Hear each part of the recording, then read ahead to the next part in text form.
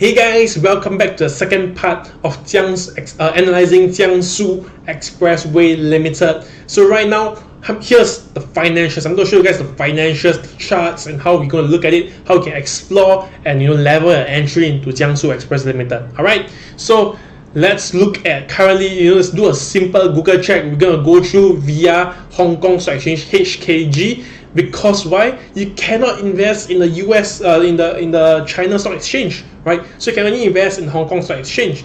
Now in this exchange chart, we can see that, do a quick search, ticker symbol 0177. You can see that some things that retail investors immediately look at when you're investing in a company is look at the dividend yield. All right, 4.96% for like almost an impeccable company is damn insane lah. I tell you guys, 5% dividend yield is just damn insane lah. Okay, and then currently, it has a market cap of 57.68 billion. All right, if you guys don't know, that's actually a pretty huge amount of money. All right, 57.68 billion is not a small cap company. It's not really a mid to small cap company. It can be considered a medium cap company already. Medium cap company, and the price to earnings ratio is under 12. Okay, guys, it's just insane. It's under 12. It's actually 10.88. Alright, so retail investors, anything at below 12 is actually considered undervalued to them already. So Jiangsu Expressway Limited is actually undervalued at the moment. Okay, so let's take a look at the financials wise. Alright,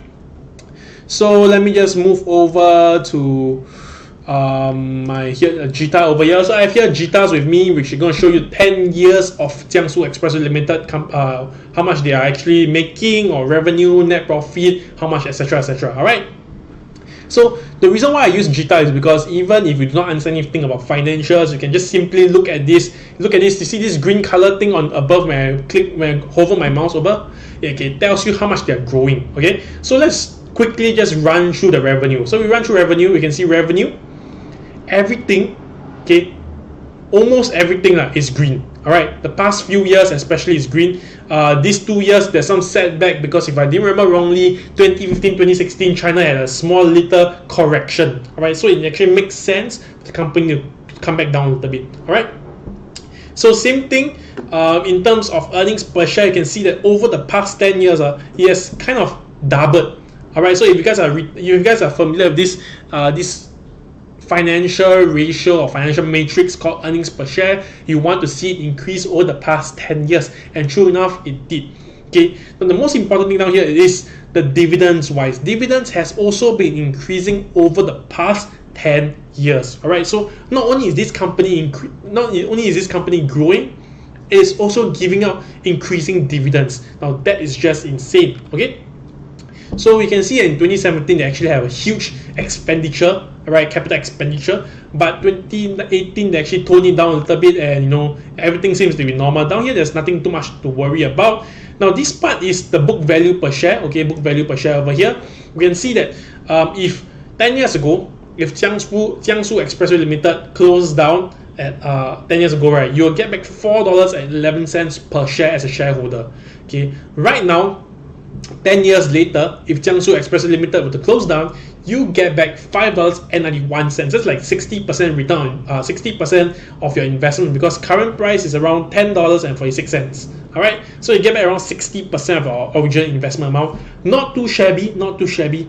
I mean, if you were to compare with, like, for example, companies like Apple, if you invest in Apple, 260 over dollars right now, then the asset value is only like $17 or $20 around there. So if Apple were to close down, you actually lose a lot of money overnight. Okay, but Jiangsu, you actually get back 60% of your original investment capital. All right, not too shabby, not too shabby, still quite good. All right, so next we want to look at this thing called net income. In terms of depreciation and amortization, confirm have one, because why? They're holding a lot of assets. Expressway are assets, so they confirm have a lot of depreciation. But you can see, right, that at the moment, it has been increasing over the past 10 years. But at the moment, the recent few years, it has been kind of like stabilizing. All right, stabilizing in terms of depreciation and amortization. That could probably be because of technology. They're able to maintain better, and hence the depreciation actually is less of a burden on Jiangsu Expressway Limited. Okay, now next we look at net income. Net income has almost doubled. Has it doubled? Yeah, it's almost doubled over the past 10 years, which is significantly good. And we can actually see the same thing for the gross profit margin, operating margin, and net profit margin. Alright, so you can tell that this tollway services, these toll services is very, very good because look at the net profit margin. Net profit margin is 43.9%. Means for every $1 they call it as revenue, $43 is considered savings.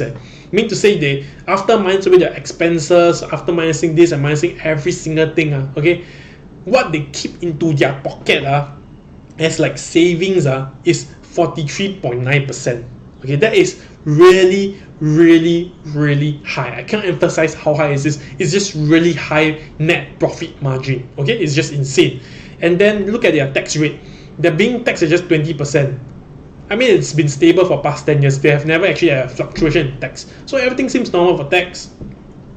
Now let's look at this thing called return of equity. Return of equity, retail investors like us, we're looking for above 15%, and here we got 17.2%, which is good. Alright, next, return of asset, we're looking for above 8%, and here we get 9.4%, which is also too good. Now next, let's look at debt to equity ratio. For debt to equity ratio, we're looking for a ratio of less than 0.5, but in this case, we see a ratio of around 0.72. So in this situation, in this scenario, debt to equity is slightly high, but just now in the first video, I actually highlighted that they have actually been doing their hedging really, really well. They can hedge and can get a return of around 2 to 3% consistently around there. So I mean, this is actually a pretty good way of reducing their loan and the debt exposure in the market. All right, so it's quite good lah. So yeah, all in all, these are some key metrics you should look at. We can look at the annual change rate, revenue per share increased 3.1% over the past 10 years. Free cash flow actually is down 7.4%. That's because they have been building a lot of expressway and they've been investing in a lot of other properties around the world, around China also, especially near its expressway services. Earnings per share increased by 7.6%, meaning to say that you can as an investor, you can actually project, kind of like estimate a projection that next 5 years, all right, Jiangsu Express Limited will also grow around another 7.6%. Okay, but this actually excludes the dividend, right? You haven't considered a dividend in. So on average, you can see that on average, maybe per year, you can collect another, you can grow another 13% on average around there. Then dividend per share is actually growing at 1.5% on top of its 4.96% currently. So every year is going to increase a little bit more. Book value per share has also been increasing. So you can see that everything, the financials looks rock solid for Jiangsu Expressway Limited. Strong demand, strong macroeconomic factors, strong key drivers, and positioned very, very well. All right. So let's take a look at a chart of Jiangsu Express Limited. So a lot of people look at a chart, sometimes they look at this and then they're like confused, what should they do, where's the actually a potential good buying price or selling price, etc. So the thing is that we are going to hold Jiangsu Express Limited for a long term. Now if you're holding it for a long term and you're looking on the daily time frame, which is the daily time frame over here, then obviously, right, you're going to get haywire results because you're going to get haywire investing decisions because you're looking at short term, but you want to invest in the long term. So what I want you to do is I want you to expand your time horizon, make it out to maybe look at the 1 month chart. Alright, when you look at a 1 month chart, you can see over the past few years, how have they been performing? Alright, so if you look at a 1 month chart, you can see that, wow, can you see this green color channel? Alright, Jiangsu Expressway Limited has been trading within this channel consistently since its IPO in 2004. Alright, it's been growing up over the years for like almost like this is like total of 15 years. Okay, 15 years, and you can see clearly for yourself, clearly down here, yes, follow this green channel for a very, very long time over the years. No matter what happened, even if recession happened, all right, it still follow a green channel.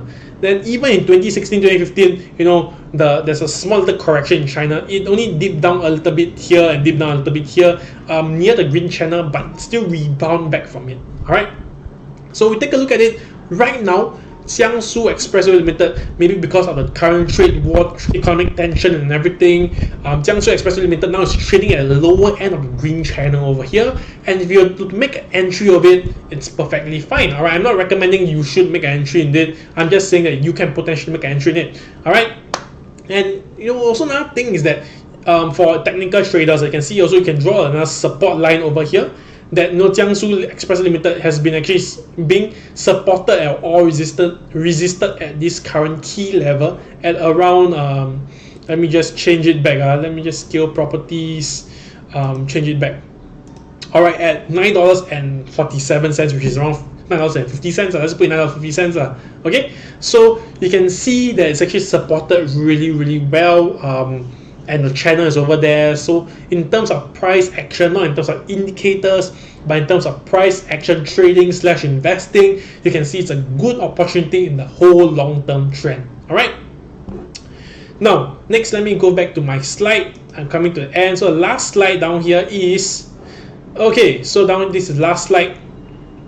You can also invest in this company. There's Jiangsu Express Limited, there's a Zhejiang Expressway, there's Sichuan Expressway, there's Anhui Expressway, there's Shenzhen Expressway, there's Huya Expressway, all these expressways out there in the market. You can also invest in a New York Stock Exchange known as the over-the-counter exchange. Now, all these over-the-counter, it's only cost like 0.33 cents. Okay, it's not a penny stock. Okay, if you go and search up Google, right, you can see that these companies are at least a few hundred millions to a few $1 billion company.